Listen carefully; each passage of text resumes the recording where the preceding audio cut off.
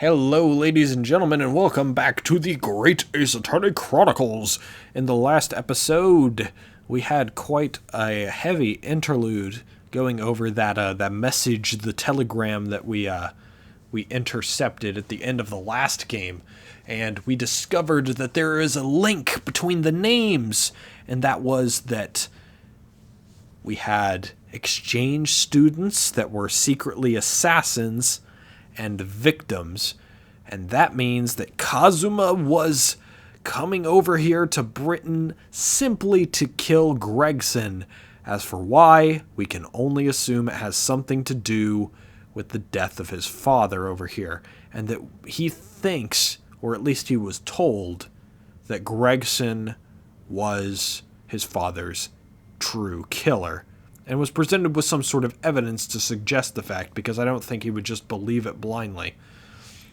But who knows? Revenge, rage can do crazy things to someone as level-headed as Kazuma seems to be. So, in this episode, we've got Judge Jigoku on the stand, and we twisted his arm into making him testify. So we're going to try and poke a hole and keep him up here for as long as we possibly can. We'll see how that goes. It's true that Kazuma Asogi was assigned the assassination mission 1 year ago now. The target was Inspector T. Gregson. That was a condition of the British study tour. However, in the end, something happened that meant the young man was unable to carry out his mission. On the evening in question, a member of the crew was on duty outside my cabin at all times. If there had been a shot fired, the crewman would have heard it, so I clearly can't be involved. Wasn't there a shot fired, though? We found a bullet hole in the wall, didn't we? So you admit it then, as this communication suggests. There really was an assassin exchange agreement between Britain and Japan. A political endeavor at the highest levels, not something I can discuss here. To use such a worthy practice as foreign study to coerce somebody to commit murder. It's the most appalling thing I've ever heard. Appalling? Well, it's easy to judge. Pardon? Asogi had a reason for taking his sword to that British inspector, you know. What? Which is why he accepted the mission in the first place. Isn't that right, Counsel? Kazuma-sama? Judge Jigoku, if you are the mastermind behind this operation in Japan, then tell the court the identity of your counterpart in Britain. I'm not obliged to divulge that information. As I said yesterday, I've killed nobody. I freely admit that I accepted the mission, but on the night the plan was to be executed, I backed out. In short, this assassin exchange that the defense has identified is unrelated to the events of this case. The crucial point is this. Your police inspector can't have perished aboard that steamship in Dunkirk. Because if he'd been shot in the cabin, it's inconceivable that a member of the crew wouldn't have heard it. That's right. Gregson was killed after returning to London, in the room on Fresno Street. And the perpetrator of the crime was the Reaper, Beric Van Zieks. The prosecution's accusation remains unchanged.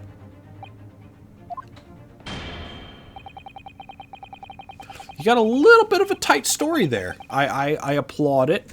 I do applaud it. Moving the table that I've got my stuff situated on so I can get a little bit more comfy. There we go. That's a bit better. Okay. To think that a seemingly innocent foreign exchange program was a facade for such Machiavellian dealings. Clearly it's a plot only a government minister and high-ranking judge such as the witness could hope to execute. Oh, shut the fuck up, Stronart. I mean, come on. Clearly someone else higher ranking than I was the only one who was able... Shut the fuck up.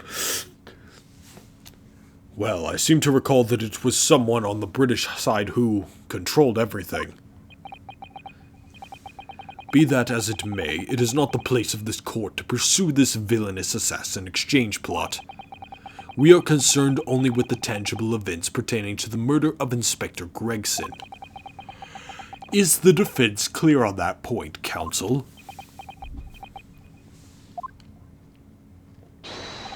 Yes, my lord.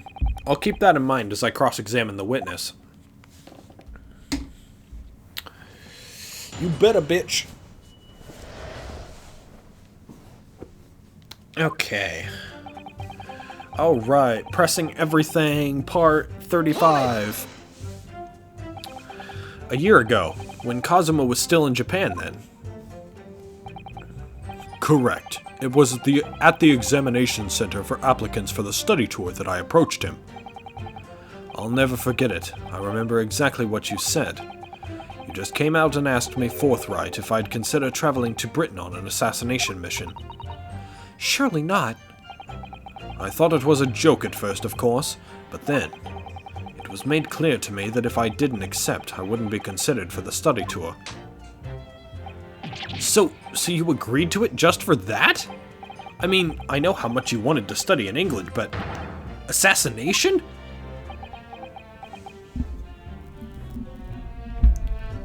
Yeah, you're too smart to say anything about that, because that would be perjury.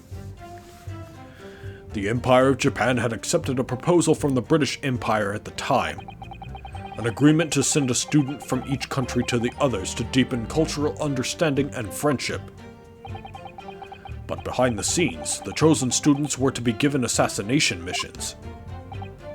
I had no choice but to accept the proposal that originated from my British counterpart. Why? Why didn't you expose the plot there and then?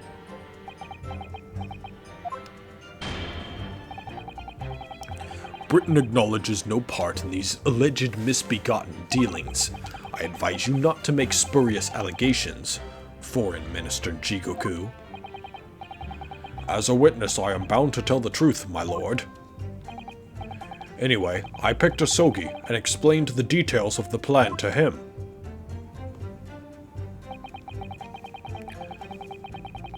Hold it! Why Kazuma? Why did you pick him as the assassin? He was the most capable of all the applicants, and in addition, I knew his desire to travel to Britain was very strong. In fact, it was almost more than a desire. It was his whole purpose in life. Yes, as his best friend, I can certainly attest to that. The way he threw himself into his studies, the way he pursued becoming qualified as a lawyer. It was all ultimately for that one single goal of being accepted on a study tour to Britain. And of course, we know the reason behind that. He was determined to find out for himself the truth about his father, Genshin Asogi. There's nothing I wouldn't have done to get here. Be that agreeing to assume the role of an assassin, or betraying people's trust. Well, you certainly did a fine job of betraying mine, Asogi. But why was Inspector Gregson the target? I have no idea. Those were the orders from Britain. I was in no position to question them. You have no idea? Really? I find that hard to believe. Oh, you're grilling him too. Oh, do you? Judge Jigoku was once a visiting student here in Britain himself, of course. Perhaps he has some connection with Inspector Gregson from that time. The defense really ought to catch up. With what? With the fact that the Assassin Exchange has absolutely nothing to do with the case under scrutiny here. Yes, I've already admitted to recruiting Asogi.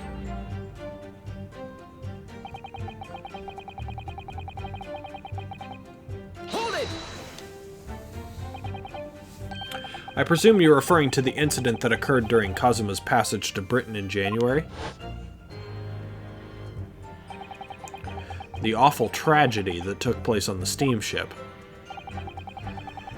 Word arrived at the Ministry some 2 weeks after the ship's departure from our shores.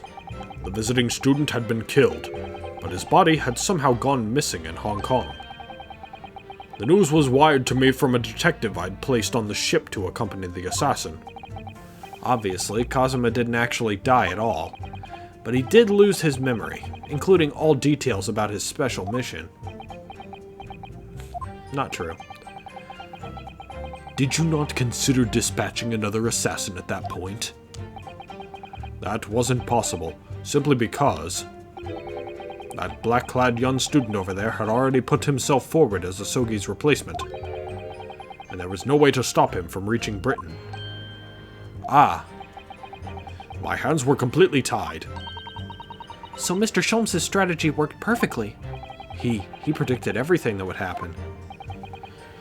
Months later, my memory returned, but I'd never intended to go through with the assassination mission anyway. So you were playing me right from the outset, were you? Is that it? I'd sooner be guilty of that crime than of taking someone else's life. I was prepared to do whatever I had to in order to get myself here to Britain. Interesting play there, Kazuma. We'll see how well it holds up. This line of questioning has gone on long enough.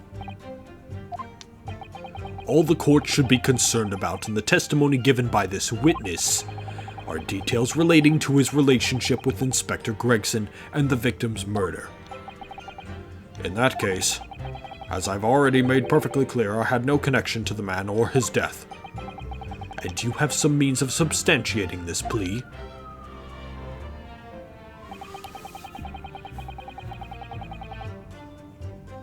Hold it! A member of the crew, huh?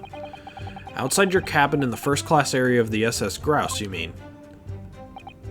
Yes, that's right. Not least because there was a murder of a student passenger earlier in the year, I imagine. The liner operators have taken to posting a crewman outside every first-class cabin door. I can confirm the presence of the crewman guard myself. What do you mean?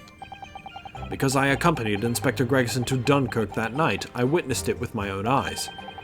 There was a well-built crewman standing guard directly in front of the door to the witness cabin.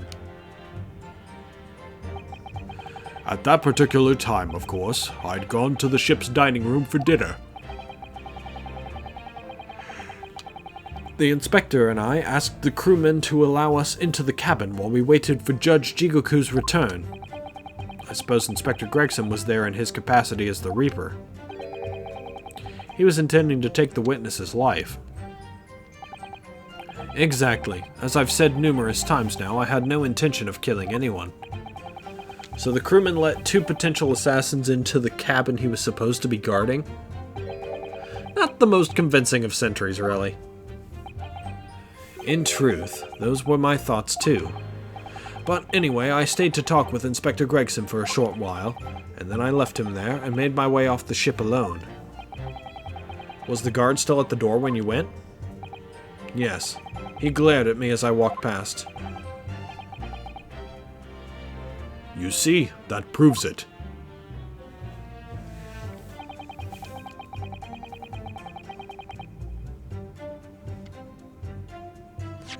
Do we have evidence to prove that the shot was fired?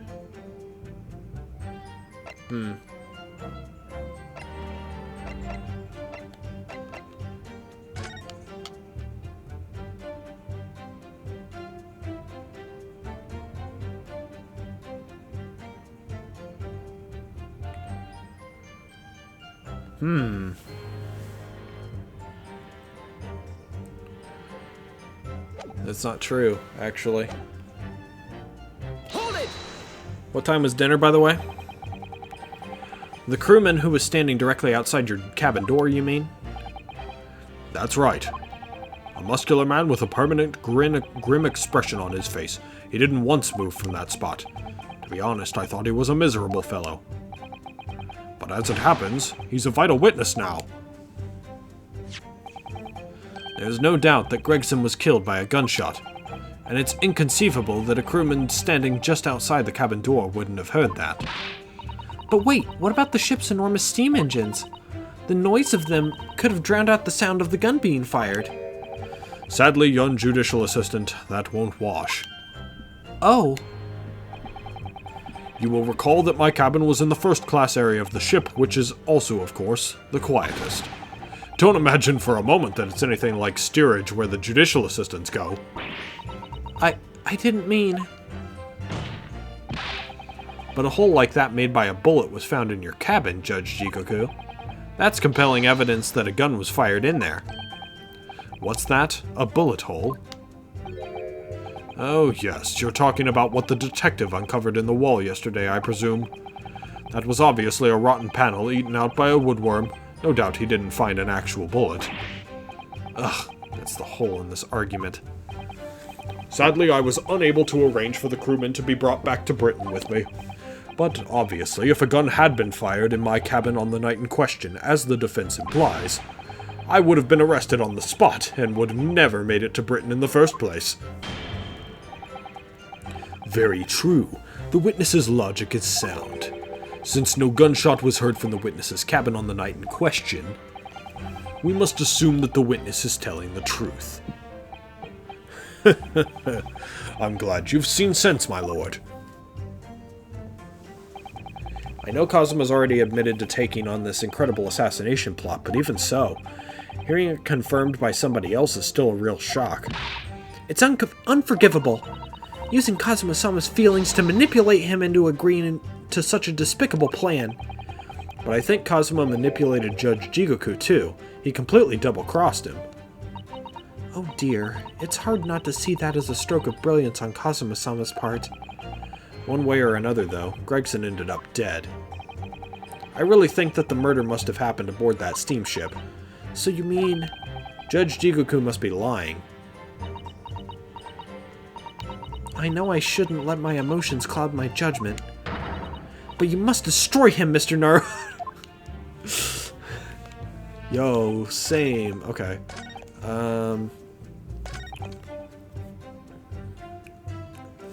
Yeah, right here. Remember, the crew was on duty outside my cabin at all times. I think it's this and this. Objection! Yeah. He wasn't outside at all times because there was a mandatory emergency meeting. Yes, as the court has heard, there was a crewman posted outside Judge Jigoku's cabin. However, we can be sure that, contrary to the witness's claim, the guard wasn't there at all times. What? I have here a notice of a particular event that was scheduled to take place aboard the steamship on the 31st. What? Where did you get that? It's evidence gathered by Mr. Herlock Sholmes. You were acquainted yesterday, if you remember. Herlock Sholmes again. According to this itinerary, after leaving the port of Dunkirk at exactly 10 p.m. and for a period of 20 minutes, all crewmen of the SS Grouse were to gather on deck for an evacuation drill. All crewmen were away from their posts? And during that 20-minute interval, of course, any gunshots emanating from your cabin would have been heard by no one. In summary, Judge Jigoku, you had ample opportunity to commit the crime. Ugh. Objection! Like his hair in that bun ponytail thing. A 20-minute window of opportunity. That's an excellent find, Ryunosuke. But it amounts to nothing. Why? Because the witness clearly stated in his testimony that no incident occurred in his cabin. Unless you have some decisive evidence that can show his testimony to be false. Your accusation is nothing more than conjecture. Very true. Well, counsel. I don't think we have anything. Inspector Gregson was killed in Judge Jigoku's cabin that night. I'm certain of it. Because the defense has the evidence to prove it. Apparently we do. You will present the evidence for the defense at once, counsel. What proof do you have that the victim's life was taken in Judge Jigoku's cabin on the 31st of October? I don't know what that is.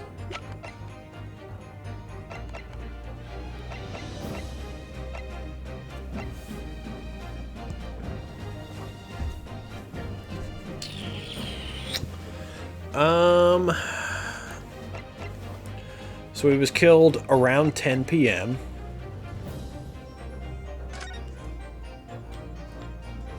It stopped at 5.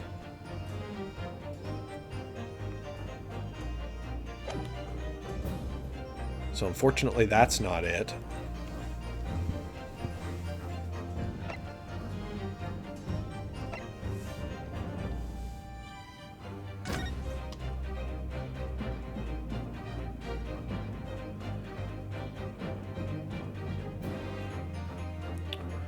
I'm looking at Judge Jigoku right now on that, and I'm trying to find something.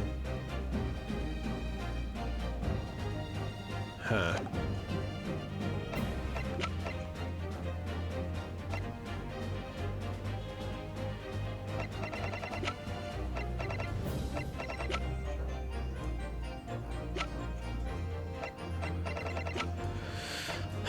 This is difficult.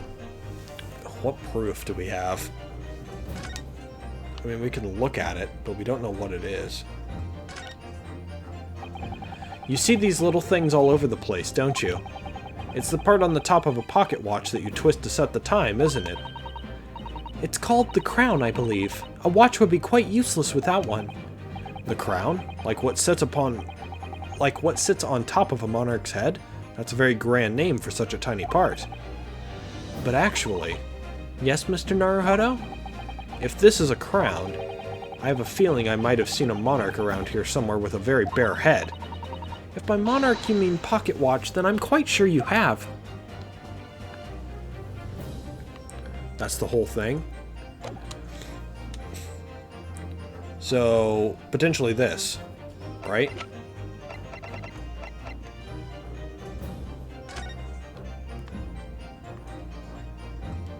Because it's missing a part on top, right?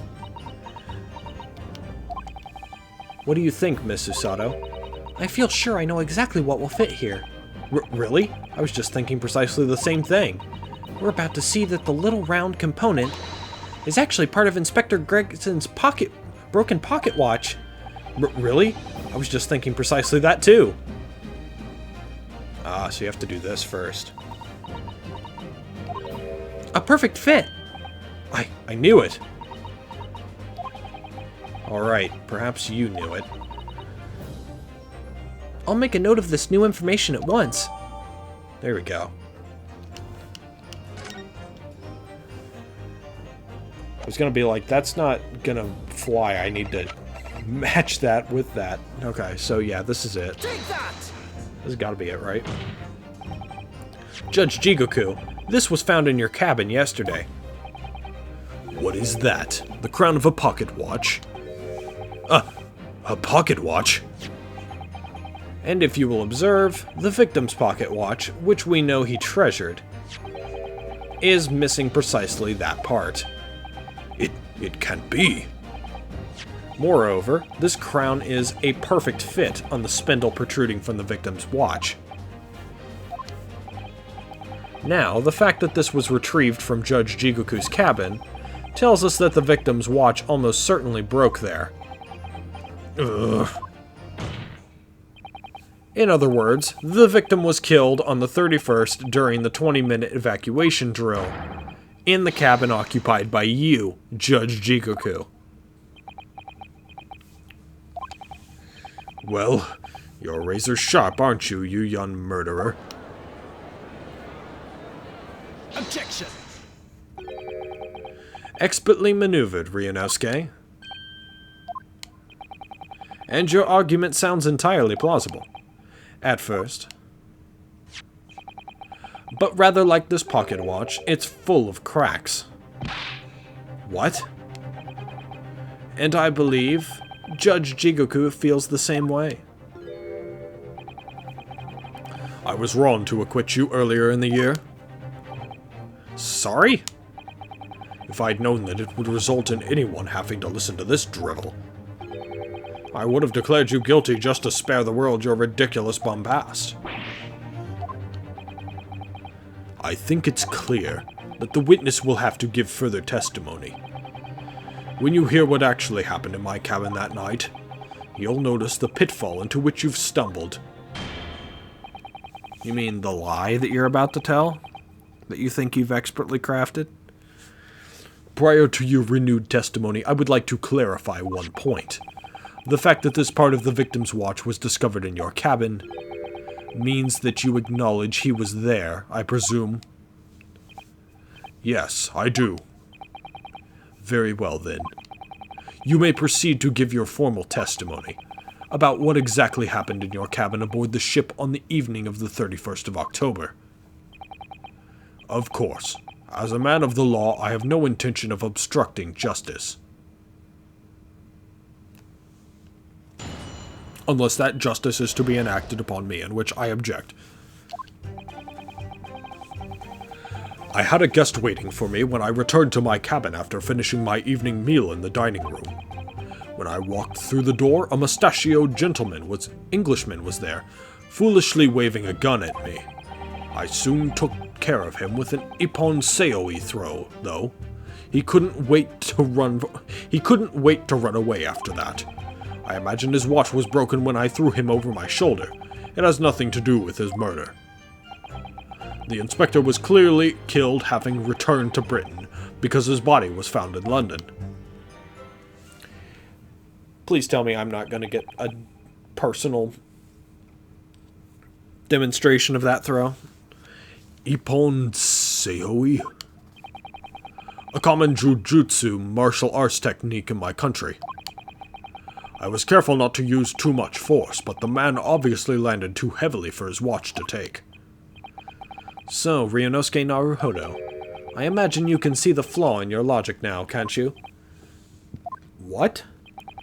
The fact that the pocket watch was broken in the witness's cabin in no way proves that the victim's murder took place there. Ah! I've no doubt the inspector intended to kill me. But he didn't manage to pull the trigger.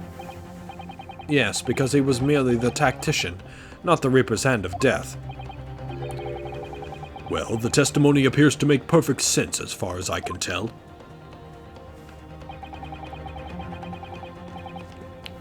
Let me express my deep gratitude for your understanding, my lord. But if this testimony holds, Judge Jigoku will be deemed to have had no involvement in the case. Hold on, I knocked my mouse off. Which is bad. There we go. Recording is still fine. Fantastic. Well, counsel, I really see no reason for wasting precious court time here on a cross-examination. Smack! Sorry, my lord. The defense has a right to cross-examine, and I don't intend to squander that. You're an embarrassment to your countrymen, not knowing when you're beaten. In that case, proceed, Mr. Naruhodo. We shall see.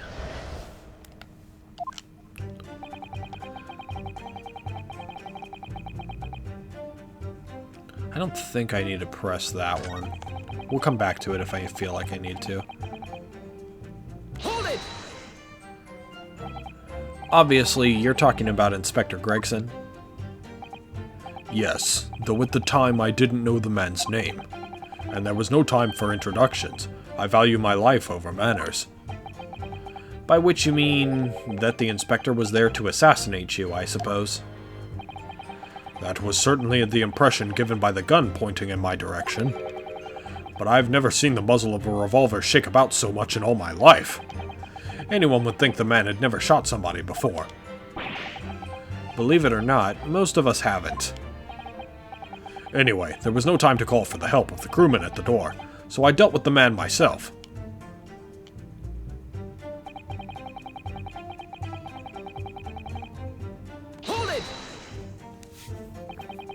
Even though the man had a gun? That was a very brave move, wasn't it? Ha ha ha ha ha ha!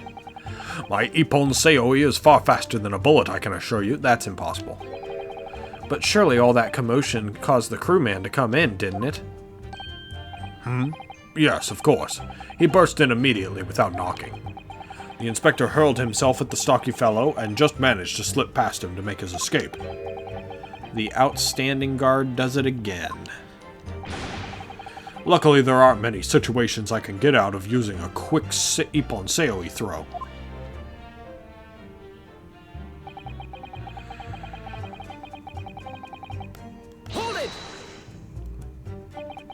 The crown snapped off, and the glass covering the face of the watch was cracked. Preferable to the man's head being pulled off, or his spine cracking, wouldn't you say? Not that the man was spared for long. A bullet to the chest soon saw to that. But the point is, the broken pocket watch doesn't prove that a murder took place. Absolutely not. All the watch proves is the power of my jujutsu throw. Whatever you say, it doesn't quite ring true that no shot was fired in that cabin. Because there was an obvious bullet hole in the wall. Ha ha ha ha ha! What are you talking about? That's what the star of your lowbrow detective stories told you, is it? Well, I don't care for such fiction. Haven't you worked it out yet, you little stripling? No murder took place in my cabin.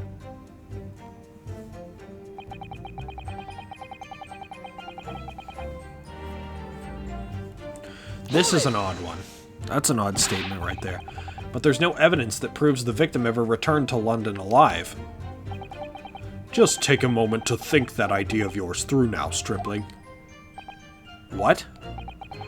If the inspector was killed on the steamship in France, how on earth could he have gotten back to Britain? When people die, their bodies remain at that same spot. It's a devil of a thing. Well, then, obviously the culprit must have moved the body. How exactly?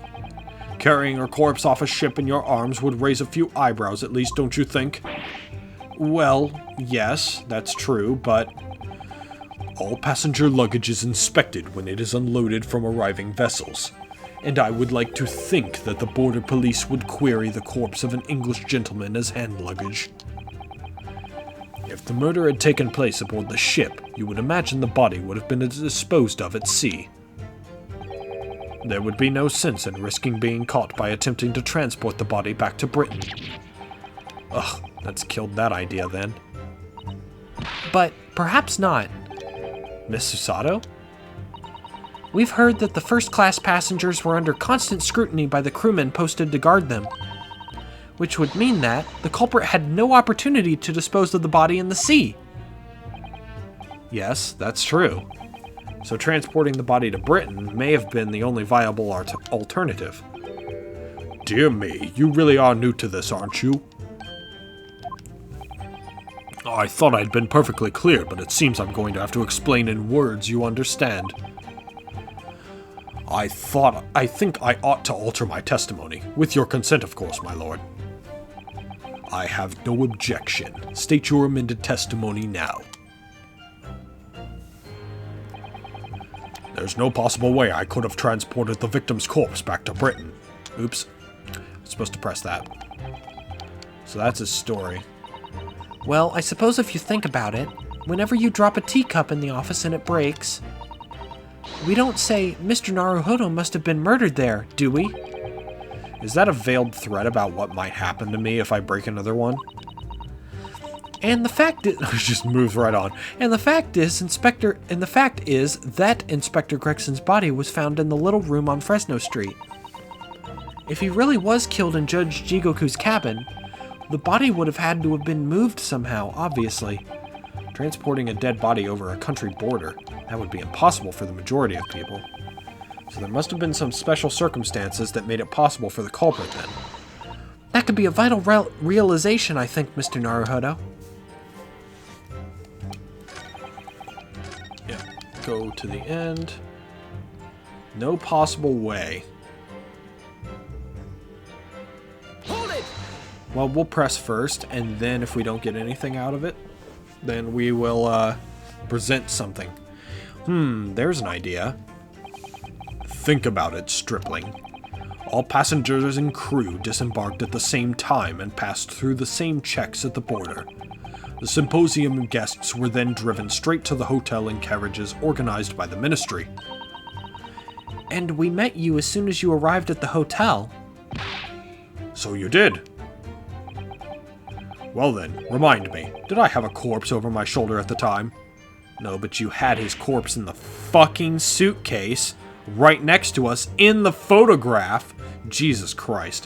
What? No?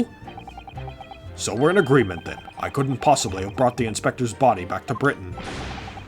Unless, of course, they've developed some clever device these days to instantly move things from A to B. Funny you should say that. Professor Harebrain's invention didn't actually work, if you remember, Mr. Naruhodo. Yes, of course. You know, I don't remember, but was there, like, a bellboy or something of the sort that took his suitcase at the time and made a remark about how heavy it was? Because I slightly remember that. And if that's true, what the fuck? The defense has become unusually quiet, I notice. Yes, because there's really nothing more to say. Okay. So we'll skip through this.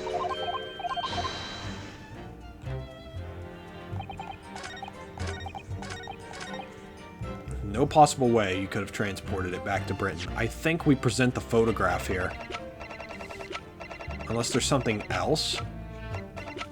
But I don't think there is. I think it's this photograph. It's in the suitcase. Objection! Oh my god, it's in the fucking suitcase. There's no possible way you could have moved Inspector Gregson's body, you say? I would say the opposite is true. And what's that supposed to mean? Far from being impossible for you to do. The transporting of Inspector Gregson's body back to Britain is something only you could do. What are you talking about, Ryunosuke? As well as being a judge, Mr. Jigoku is also Japan's Minister of Foreign Affairs. Which means he's exempt from having his luggage searched when he enters the country. We learnt that when we first met you upon your arrival in London. I don't remember that. Maybe it's true, though. Well, all those passport checks and luggage searches at the border took rather a lot of time. I must say, I'm very envious of your ministerial status. You didn't have to go through any of that, did you? Ah, I knew you were jealous. Ha ha ha ha ha.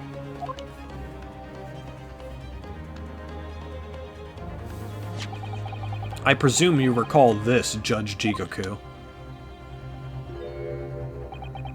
It's a photograph we took in the foyer of the hotel to mark the occasion. As the court will note, you have with you your large travel trunk. Large enough, in fact, to have a corpse inside. Mr. Naruhodo, surely you're not suggesting... I'm afraid I am, yes. 3 days ago, when we were chatting innocently with the new arrivals from Japan in the hotel, the body of Inspector Gregson was just meters away from us, inside Judge Jigoku's trunk.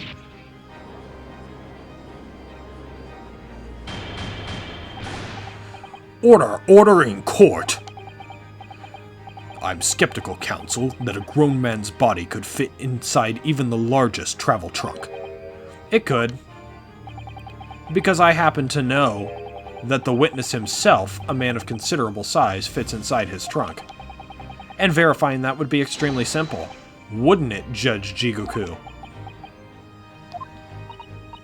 But inside his trunk? How horrifying!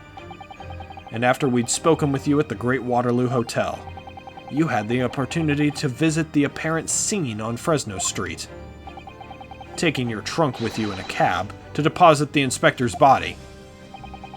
I don't have to listen to this nonsense. Dr. Gori, the coroner who examined the body, has confirmed the possibility. She's acknowledged there are signs that steps may have been taken to disguise the true time of death. the onset of the body's decomposition could have been delayed by storing it in a refrigerator. Counsel, as I remember explaining yesterday, refrigerators of the requisite size are few and far between. Yes, I'm sure they are, but one place they're certainly found is on large ocean liners. Such ships are equipped with electrically refrigerated cold rooms to keep food fresh on their long sea voyages. And the SS Grouse is no exception. Professor Mikotoba told me about it only yesterday. Well, Judge Jigoku? However much you prolong this debate, you can't eliminate the truth. All the evidence points to you being the killer.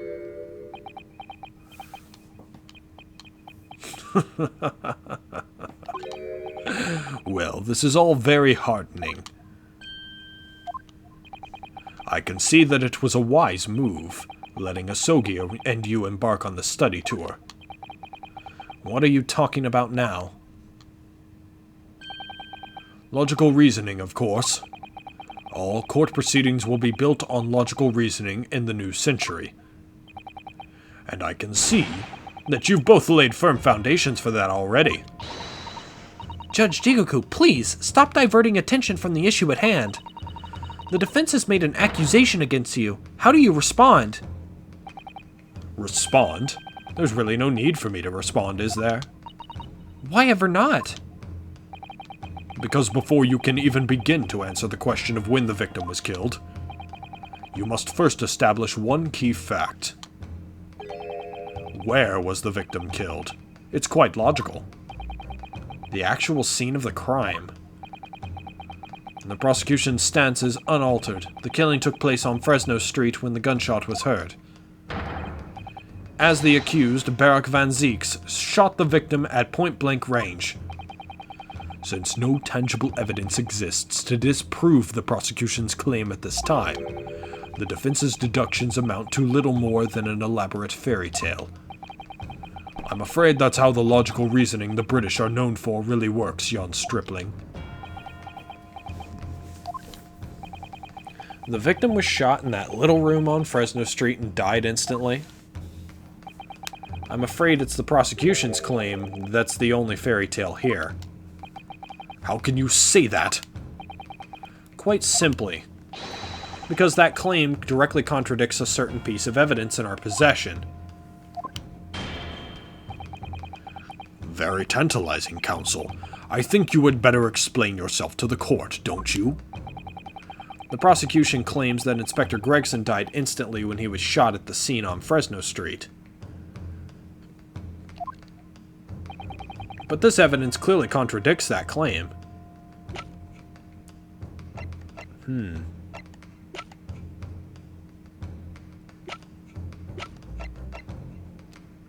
thinking through here.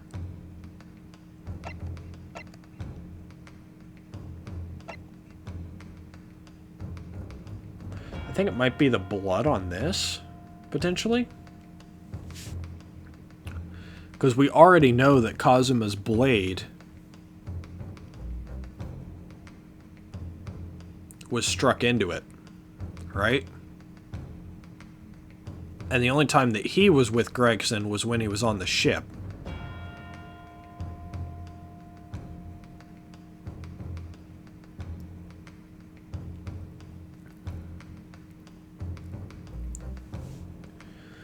I think that's a possibility for the answer.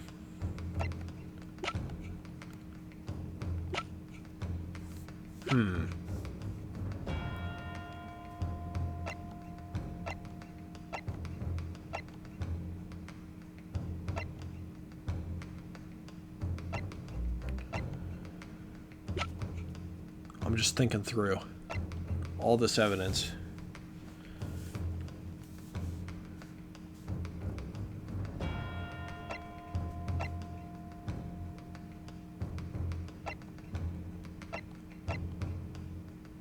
Damn, all the way back to that, huh?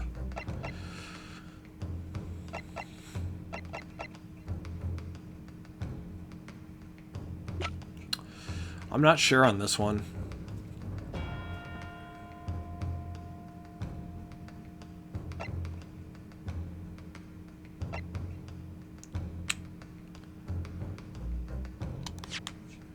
So let's think here. Prosecution claims that Inspector Gregson died instantly when he was shot at the scene on Fresno Street. Died instantly.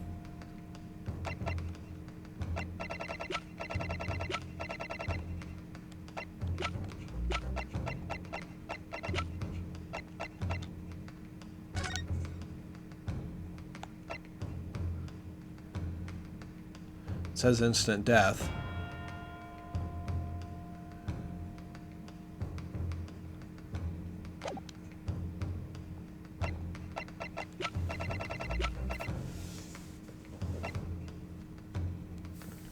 So if it's not a matter of dying instantly, it has to be about the scene, right? Which makes me think the trunk. I mean, that's the only thing I can think of. Alright, let's go with the trunk. Take that! Nope. The Japanese really are a curious breed. To proffer such an argument with such conviction only to present such nonsensical evidence. Perhaps my Japanese friend's inexplicable thinking is why people talk of the mystique of the East. In case you hadn't noticed, I'm not the only Japanese around here. Do you even have a mirror? The court is not interested in the mystique of anything. You will be penalized accordingly. Was the victim killed in the room on Fresno Street, or was he moved there after his death? Well, we know he was moved afterwards. One piece of evidence we have that shows the answer to that question surprisingly clearly. Perhaps you should try to present the correct one this time then, Mr. Naruhodo. Are you going to try again, or can't you hold your hand steady enough to point it out? The prosecution claims that Inspector Gregson died instantly when he was shot at the scene on Fresno Street. So we apparently have something that says the answer relatively clearly.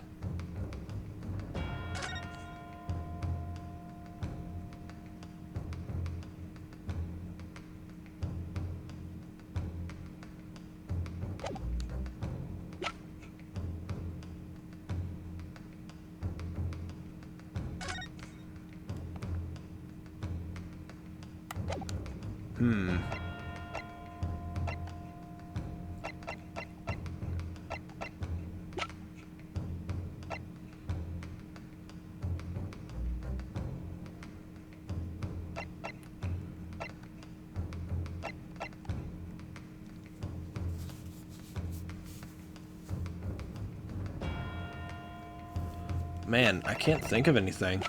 It says relatively clearly. Surprisingly clearly. At that. But I don't know what the hell it is.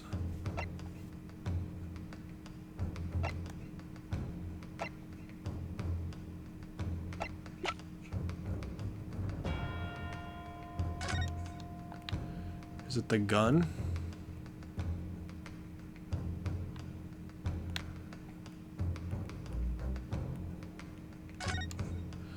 I mean, I think we've already done this.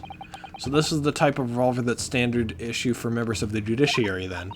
Yes, and when I asked about whether records are kept about who they're issued to, I was told that for the past 5 years they've been engraved with a unique serial number. Oh, but as far as I can tell, there's nothing like that on this gun. Which tells us that it must have been issued longer ago than that.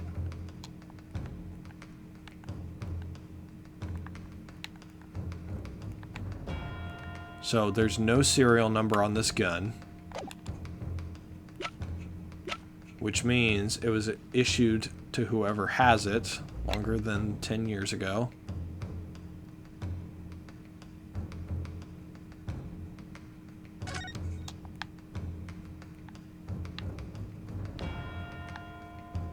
I don't think the wig has anything to do with it. I've always wondered what the underside of a hairpiece looks like. That doesn't surprise me at all, Mr. Naruhodo. You always want to see what lies beneath, don't you? I'm not sure that's quite how I'd put it. You must have to use lots of bird lime to keep it in place on your head, so it doesn't get blown off in a gust of wind, I mean. That might be a little inconvenient when you wanted to take it off again, don't you think?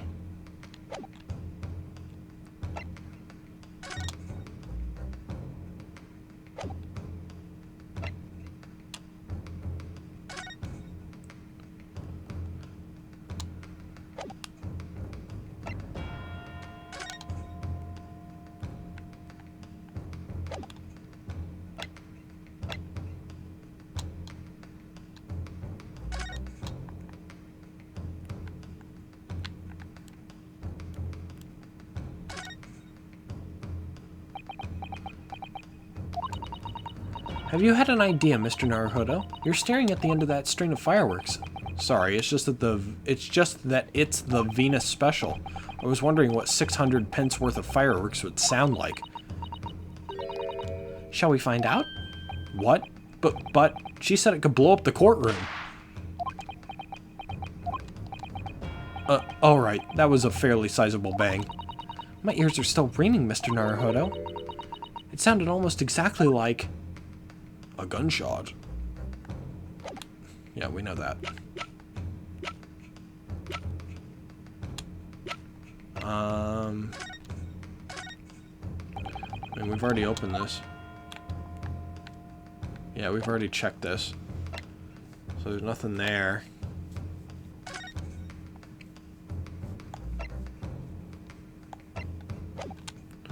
That doesn't have anything to do with it. I mean, maybe I have to check this?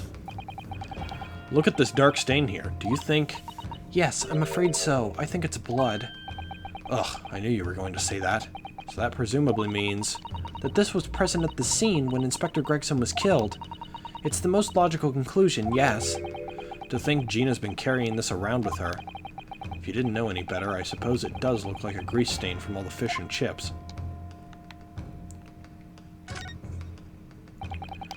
Have you seen this huge gash across the side of the trunk here? It's gone right through the leather and into the metal behind. Gosh, for a metal chest like this to have been so badly damaged, whatever made the gash must have struck the side of the trunk with considerable force. I wonder how it happened.